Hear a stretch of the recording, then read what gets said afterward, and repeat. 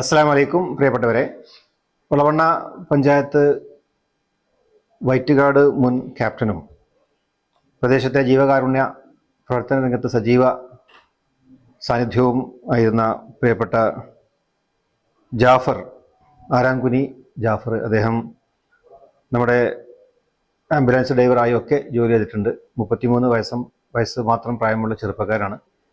Cancer ബാധിച്ച് അദ്ദേഹം 10 മാസത്തോളമായി ചികിത്സയിലാണ്.